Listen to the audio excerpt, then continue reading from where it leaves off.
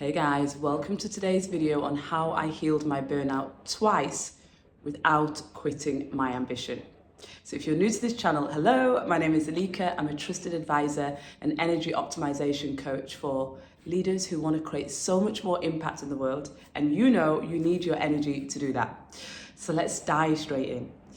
When you have burnout, you are hopefully doing something that is aligned to a desire that you have.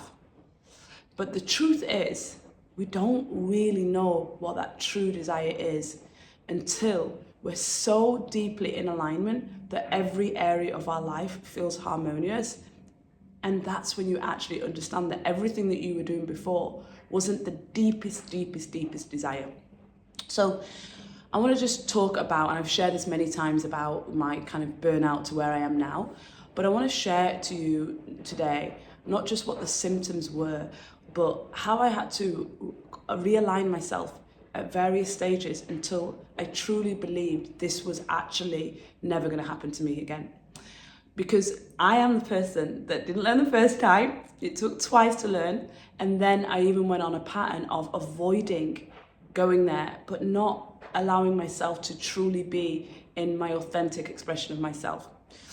So when I go back to my first burnout, I feel like the first season of your life is a lot about creating a life with the materials, with the resources, with the pathways that you have been conditioned and told you're supposed to do it that way. So you do the education, you maybe have the marriage, the children, the house, the area that you live in, the job title, but it's all based on conditioning. Then I believe that you have this second season in your life. So something really interrupts that, where in the second season, you start to be able to rebuild it in what you truly desire. The relationship is the one that is the true one for you. The job that you want to do, work, career, whatever you want to call it, is really aligned to what brings you your impact that you are here to contribute to the world. The areas, the way that you live is how you authentically want to live. And so notice which of those seasons are you actually in, because that's really helpful, and that's something I didn't really explore until I had my first burnout. So my first burnout, I was on the career pathway that I felt was the one that was going to make me money, I could use my skills, and I felt was also at some stage bringing me joy, until it wasn't. When at the time when I had my first burnout, if I'm honest with myself, I can't say I was deeply frustrated, or even, there was a daily frustration, but what I can't say is that I was deeply unhappy. I wasn't. I had a lot of things going for me. When I moved to Singapore from the UK, I had a brilliant life in the UK, but now I'm being moved to a tropical island. I had a relationship that was deeply supportive of who I am, even though there were issues that were underlying. In terms of my health and well-being, I was very much into physical fitness that kept me fit. So even though I didn't feel like I was in my, perfect body, like I was at a time when I didn't realize how great my body really was. So the thing that was the stop for me was the red flag moment, let's say, was when the exhaustion and the illness that my body started to have quite frequently stopped me from actually doing the things that I was doing. And so it's not always showing up like, I hate this job and this job is burning me out. The job was burning me out, but really what was burning me out was my mindset, the thinking and the way that my mind worked. So it was only when I felt like I couldn't really do the job, my physical body just didn't have the energy to do it, that I realized that I needed to course correct. And that's when I started to see that actually even the job wasn't aligned and the relationship wasn't aligned. So when I went into my second burnout, now this is the point that I take a career change. I go from corporate into executive health coaching and running my own business. And now I'm running my own restaurant.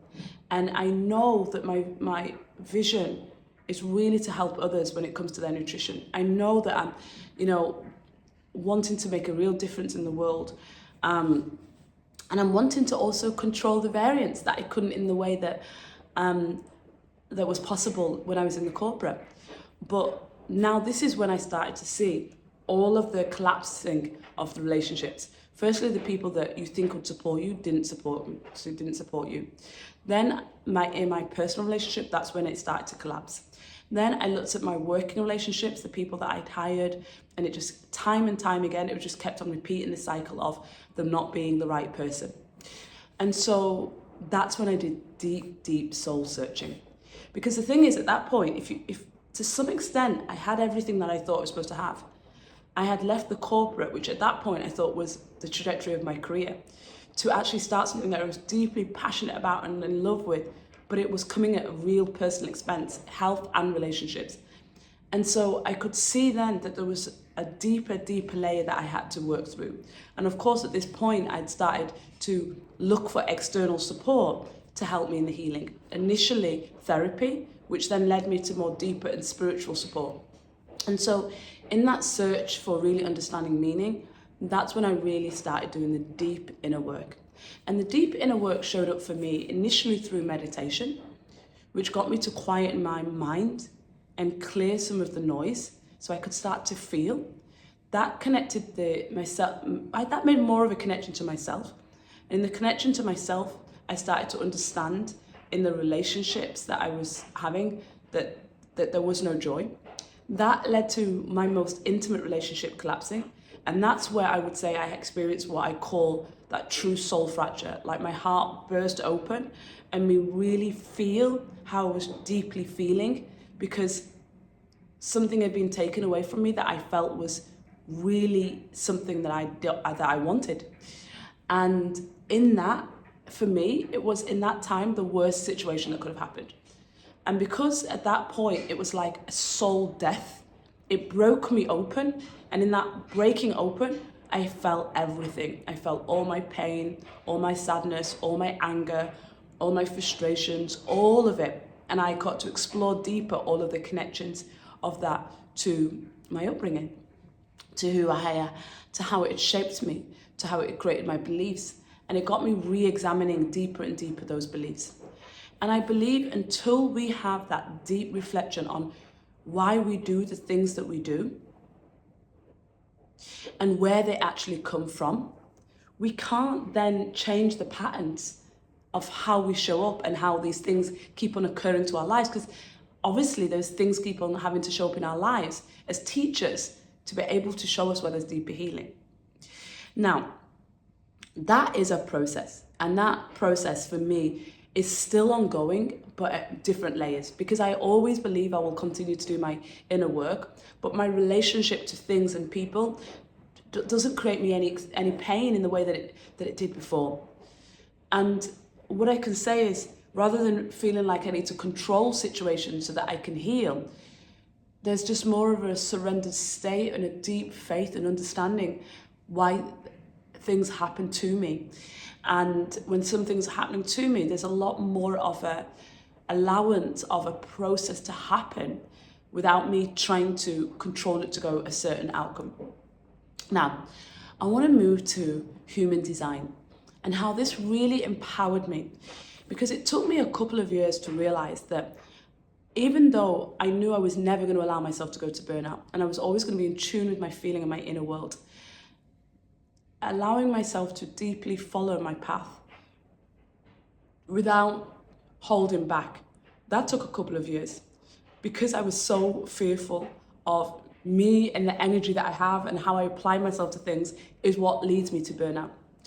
Whereas what human design gave me was the blueprint of how I use my energy. So I'm a 4/6 generator in human design. And my incarnation cross, which is my real true North Star, my soul's purpose, is to really deeply penetrate people to assist them in their transformation. So I cut through the fluff to help people get the answer that they need, the resource they need, the tool that they need, so that they can do what they're actually here to do in this world. And the thing about doing that is there's so many different paths in the way that I can do that. But obviously, coaching and consulting has been my path.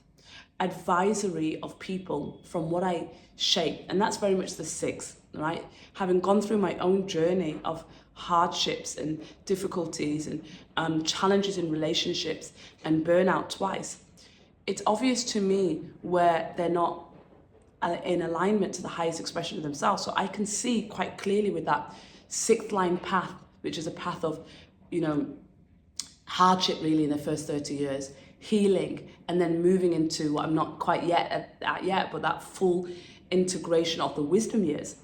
But I can apply that so easily when I work with a client, when I look at somebody's life where they've not integrated a particular area, whether it be the food that they eat, whether it be the way that they move, whether they be at peace with their thoughts and their mind, whether it be the relationships that allow them to thrive, whether they are doing the work that they came here to really truly do, that will feel so aligned, that will give them energy rather than take energy away. I can see clearly that with the sixth line. So rather than think that I have to use my physical body to go and do all these things, I can take a step back and look at the bigger picture and feel where I'm drawn to. And where I get drawn to is people, places, and things that bring me joy, and they tend to be familiar in one essence. So there tends to be someone or something that connects us, and that's that four line. Four line is a line of networking and opportunities, and we are the opportunists. And so we create opportunities through our network. And so what I would say is that I look out and I go, oh, these people are really needing me, and this person in my life needs this insight. And so I deeply use that. But then the 4-6 line is just really helping me from a strategy perspective of how I use my energy. But then I look at my ability as a generator to have an abundance of energy to build. And I look at what am I creating? And so in every single moment, I look at what are the areas that I want to channel my energy to create. Is it in creating another element of my business? Or is that in the nurturing? So right now my business is in the nurturing stage. Is it in creating more depth in my relationship, which is definitely where I'm building the most now? Is it building a community in my environment? But I'm always using that generator energy to help to build something, to contribute to contributing to a bigger vision of building something. And then I look at also my inner authority, and that I need to be tuned into in every moment of every day, because that's what's recalibrating me to that way. No, that doesn't feel good. Oh my God, that feels good. That lights me up. That brings me joy. So I use that process to recalibrate. And when you're using your inner authority to recalibrate, there is just no way that you can let yourself go so far down a path of something that's not right for you, because you would have to override an inner knowing so much. And then because my strategy is to respond to situations that show up in my environment, because I'm always noticing what brings me joy, I then respond to these things that show up. And then my inner authority guides me to more of that or less of that. So using this pathway of embracing and integrating my human design into how I live has allowed me to still feel deeply ambitious, but to go to the ambition with the energy, full body alignment, and have complete confidence that I'm not going to have my third burnout, or I'm not going to have the third burnout. And so that's how I've really kind of honored who I am, essentially what I'm here to do and how I'm here to do it in the most highest expression of myself. So I hope that's helped to give you some insight into not just the season that you're in, but to really align yourself to what you're here to do without any fears, and have a deep confidence that you can do. And you'll find details of human design if you would like a reading in the description box. I don't do that many human design readings by themselves, so I only have a few open slots for human design readings, because my main deep work is my one-on-one work, which is now the Founders Concierge, and my corporate work, of course, which is the Health Concierge. So deeply helping leaders to optimize their energy in all areas of their life so that they can create the impact they're here to do.